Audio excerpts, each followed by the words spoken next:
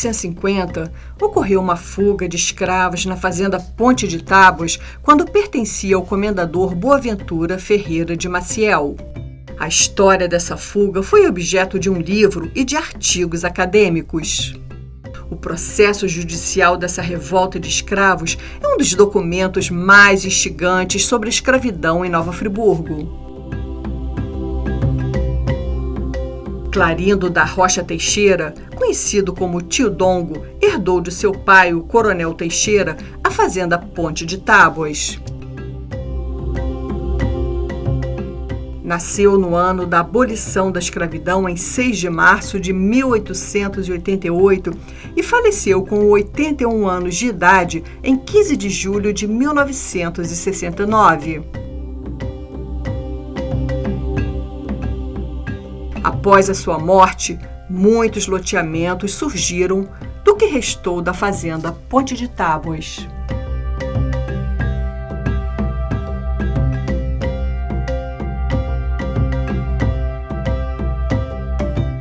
Seu Gilson, nós estamos aqui em Conselheiro Paulino, na rua Matilde Queiroz, no local onde foi a casa-sede da fazenda Ponte de Tábuas. O senhor chegou a conhecer essa casa-sede antiga, né? Conheci. E depois, logo depois que resolveram fazer o loteamento, isso aqui era uma várzea muito boa e acabou, no fim, transformando em loteamento e demoliram a casa, que foi uma pena, né? O senhor visitava a casa? Não, o senhor chegou a conhecer os antigos proprietários? Sim. A gente era amigos aqui, né? Do Tio Dongo.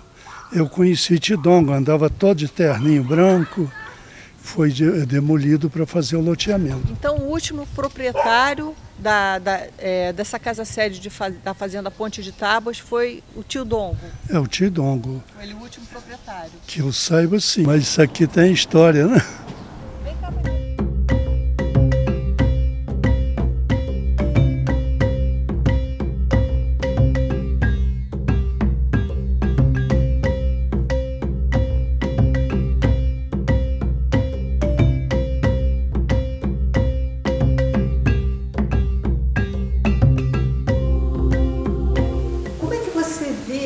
questão do que aconteceu com o Conselheiro Paulino, né? Hoje é um distrito extremamente populoso, uma urbanização, a gente percebe, um pouco desordenada, né?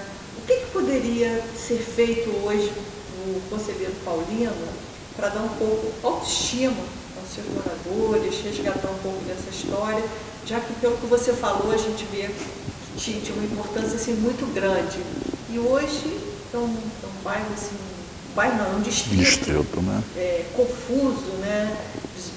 Desordenado.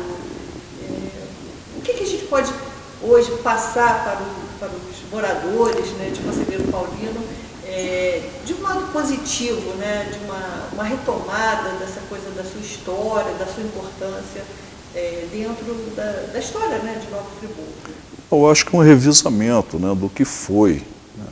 A história é viva, a história nem sempre uma fonte. Você tem aquela fonte como uma fonte determinante, você tem que procurar outras fontes. E para revigorar a autoestima de conselheiro, infelizmente a gente teve, vamos dizer assim, uma fragmentação familiar, uma perda da identidade do passado, né, de quem formou, de como formou.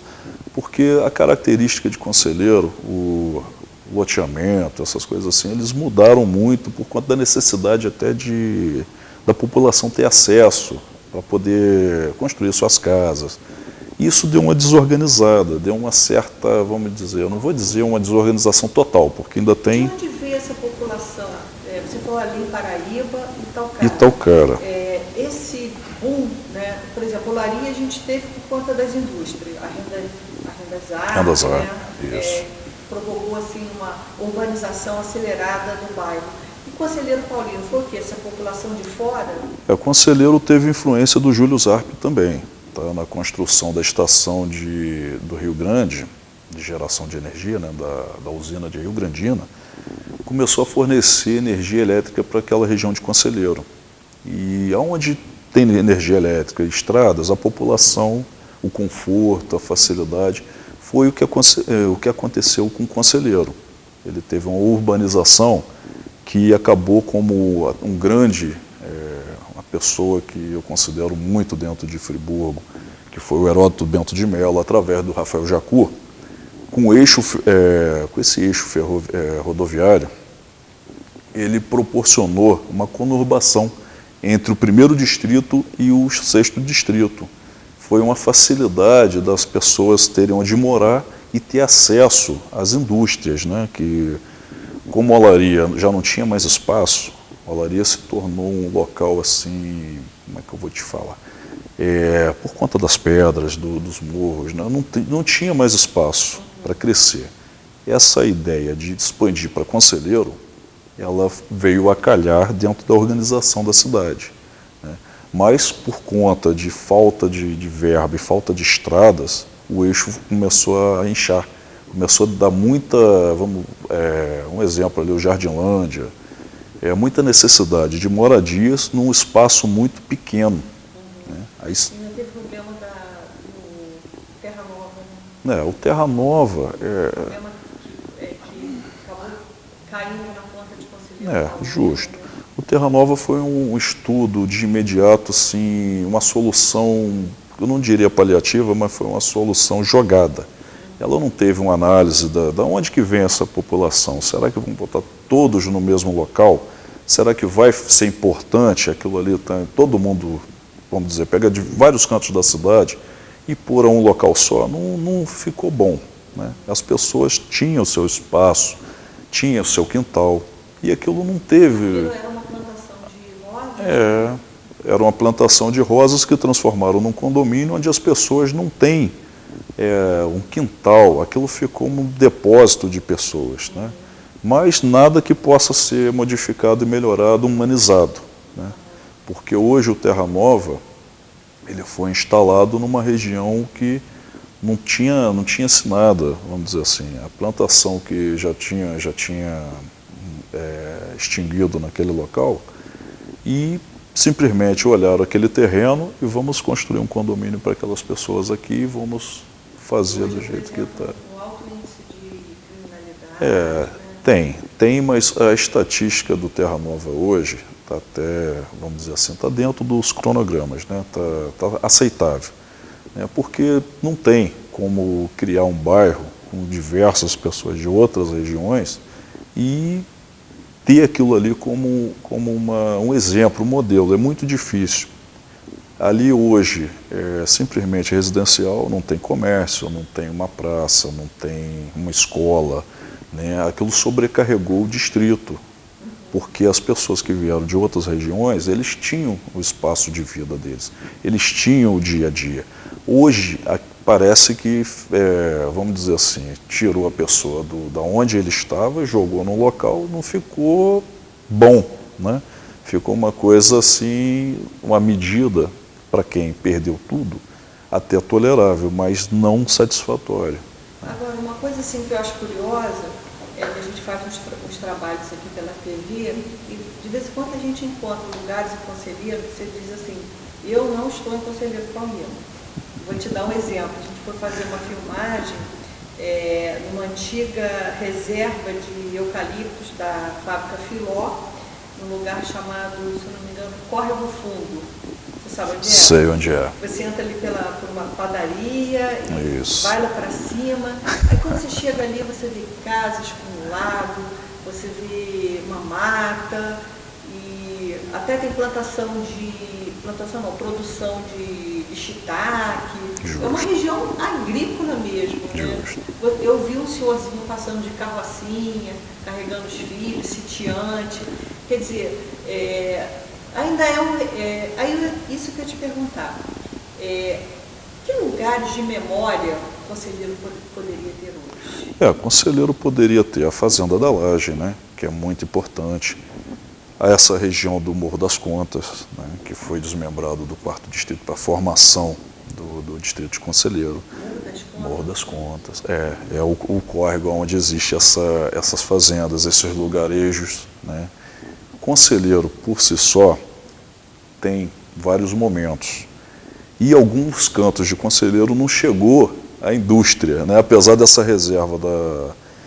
Tem até, do Córrego Fundo, tem é Mitoplast, é do Anton Singer. Você falou Filó, mas é da Mitoplast. Não, hoje mas era da Filó por conta dos acertos, né, econômicos, realmente, a propriedade hoje, aquela grande parte ali, é da Mitoplast. Né? Mas eu digo assim, que lugares hoje a gente poderia, não sei se você pode mapear, estou te dando uma incumbência difícil, mas que lugares de memória a gente poderia hoje chegar em Conselheiro e resgatar? Por exemplo, a estação de trem não existe mais. Não existe mais. Né? É difícil. Mas você citou Morro das Contas. Morro das O que é o Morro das Contas? O Morro das Contas, ele foi um caminho para a ligação entre Conselheiro e Cantagalo. É o caminho velho. Né? Que saía por ali, chegava a Amparo, e Amparo descia para São José para ter o acesso a Cantagalo. Né? Que Bom Jardim pertencia, Vergel pertencia a Cantagalo. Então, para chegar, as pessoas às vezes pensam assim, para chegar em Cantagalo tão longe, não era assim. Se você passasse de Furnas para lá, você já estava dentro de Cantagalo. Só que não existia rodovia. Né? O conhecimento que a pessoa tem que entender é que a rodovia foi construída depois. Né? A ferrovia, para chegar em Banquete, era do outro lado do rio. Né? Não tinha facilidade de se construir uma ponte. Você está falando do caminho, a gente pega a divisa das Browns?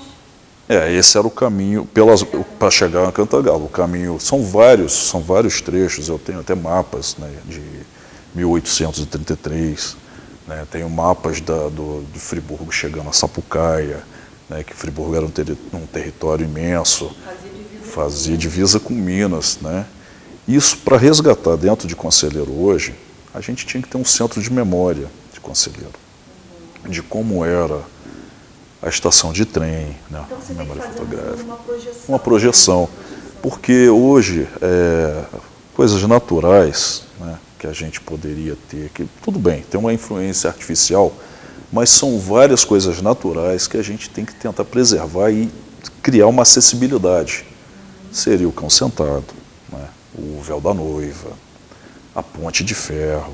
São coisas assim que o povo sentiria o prazer de saber, poxa, isso daqui, no passado, isso foi uma grande obra, no passado isso aqui era um grande ponto turístico.